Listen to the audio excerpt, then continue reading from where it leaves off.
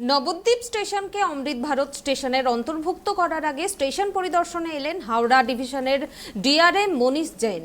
জানা যায়, ভারত সরকার এবং রেল মন্ত্রকের উদ্যোগে গোটা দেশ জুড়ে অসংখ্য স্টেশনকে অমৃত ভারত স্টেশনে পরিবর্তন করা হচ্ছে। বলা যেতে পারে স্টেশনগুলি সম্পূর্ণ মডেল স্টেশন রূপেই পরিণত হতে পারে, এমনটাই জানা যাচ্ছে রেল সূত্রে। হাওড়া ডিভিশনের প্রায় 15টি স্টেশনকে অমৃত ভারত স্টেশনের অন্তর্ভুক্ত করা হবে এবং সেই তালিকায় নাম রয়েছে নবদ্বীপ ধাম স্টেশনেরও। মন্দির নগরী নবদ্বীপ শ্রী চৈতন্যদেবের জন্মভূমি। পাশেই রয়েছে মায়াপুর ইস্কন মন্দির, যেখানে তৈরি হতে চলেছে এশিয়ার সর্ববৃহৎ মন্দির, যা কিনা আগামী কয়েক বছরের মধ্যেই উদ্বোধন হতে চলেছে। স্বাভাবিকভাবেই সারা বছর ধরেই অসংখ্য মানুষ আসেন নবদ্বীপে এবং সেই কারণেই বছরের বেশিরভাগ দিনই নবদ্বীপ ধাম স্টেশনের ওপর যাত্রীদের চাপ থাকে অত্যন্ত বেশি। তবে আর কিছুদিনের মধ্যেই সেই চিত্র বদলানোর সম্ভাবনা রয়েছে। নবদ্বীপ স্টেশনকে অমৃত ভারত স্টেশনে অন্তর্ভুক্ত করার কাজ ইতিমধ্যেই শুরু হয়ে গিয়েছে জোর কদমে। ये जो भारत सरकार की और रेल मंत्रालय की एक आप लोगों ने पढ़ा होगा अमृत भारत स्टेशन स्कीम शुरू हुई है, जिसमें कि हम लोगों ने हर एक डिवीजन में 10 से 15 स्टेशन जो इम्पोर्टेंट स्टेशन हैं जहाँ ज़्यादा पैसेंजर्स आते हैं उसको चूज़ करके उसको एक अपग्रेड करने का प्लान किया जा रहा है। मतलब पैसेंजर फैसिलिटीज़ उसमें थोड़ी सी बेहतर की जाएँ, जो उसका अराइवल डिपार्चर है पैसेंजर्स का, सर्कुलेटिंग एरिया है उसको अच्छा किया जाए, और जहाँ जहाँ सेकेंड एंट्री नहीं है या सेकेंड एंट्री छोटी है उसको बेटर किया जाए, जिससे कि लोग स्टेशन को दोनों तरफ से अप्रोच कर सकें। तो नवद्वीप धाम हमारे हावड़ा डिवीज़न के जो 15 स्टेशन है उसमें से एक स्टेशन है। ये मॉडल स्टेशन बना है, ये इसका नाम दिया है अमृत भारत स्टेशन। अमृत भारत? हाँ जी, अमृत भारत। तो उसी के तहत हम लोग प्लानिंग करने के लिए डिवीज़न से यहाँ पूरा टीम लेके आए। देखिए, जहाँ रेलवे लाइन में एनक्रोचमेंट है और जिस लैंड पे हमें अपने डेवलपमेंट के लिए लैंड चाहिए, वहाँ से तो एनक्रोचमेंट हटाने के प्रयास आज से नहीं कई सालों से चल रहे हैं, वो चलते रहेंगे। क्योंकि जो रेलवे लैंड का यूटिलाइजेशन है वो पब्लिक के लिए है, वो एक किसी पर्टिकुलर व्यक्ति के लिए नहीं है कि वो वहाँ पे बैठ के अपना घर बना ले या अपनी दुकान बना ले। नहीं, जैसे मैंने बताया कि यहाँ पे एक तो हम नया एक फुटओवर ब्रिज बनाएंगे, 12 मीटर का फुटओवर ब्रिज बनाएंगे। उसके अलावा सर्कुलेटिंग एरिया में जो ट्रैफिक मूवमेंट है उसके लिए रोड को चौड़ा करेंगे, पार्किंग और बनाएंगे। बस के रुकने के लिए जो लोग बस से यात्री आते हैं जाते हैं उनके लिए एक प्रॉपर जगह बनेगी।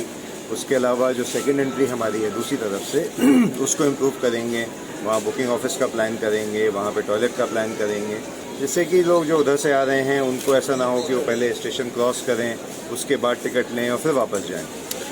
और स्टेशन का जो आपके प्लेटफॉर्म से उसमें इम्प्रूवमेंट होगा। प्लेटफॉर्म सरफेस तो ऑलरेडी आप देख रहे हैं काफ़ी काम चल रहा है, प्लेटफॉर्म शेड्स को बढ़ाया जाएगा। जो आपसे बताया ना, हम लोग जो ये 12 मीटर का एफओबी की बात कर रहे हैं, तो 12 मीटर का जब एफओबी होगा तो 12 मीटर में अगर रश भी है, रश में होता क्या है, रश में प्लेटफॉर्म पे दिक्कत नहीं होती है, आगे बाहर दिक्कत नहीं होती है, जो फुटओवर ब्रिज है उस पर दिक्कत होती है। जब आप 12 मीटर का एफओबी बना देंगे तो वो रश होने के बावजूद भी वहाँ पे उस टाइप का सिचुएशन नहीं आएगा जहाँ की कुछ भगदड़ मच सके या कुछ और।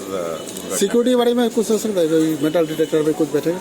वो सब तो इम्प्रूवमेंट हो ही रहा है हमारा मतलब सीसीटीवी कैमरास लग रहे हैं और हमारे मेटल डिटेक्टर्स लग रहे हैं। बाकी जितने मेजर स्टेशन है उसमें बैगेज स्कैनर्स भी धीरे धीरे बढ़ते जा रहे हैं। कुछ स्पेशल ट्रेन कुछ सकता है? देखिए, ट्रेन चलाना वो अलग है, वो तो पैसेंजर के रिक्वायरमेंट के ऊपर है। अभी तो मैं केवल एक स्टेशन के इंफ्रास्ट्रक्चर की बात कर रहा हूँ, उसी के लिए हम लोग आए हैं। Thank you sir, thank you sir. बारे में कालना भी एक स्टेशन है, कालना भी हम लोग प्लान करके रहे हैं, वहाँ भी सिमिलर फैसिलिटीज़ हम लोगों ने प्लान किया है।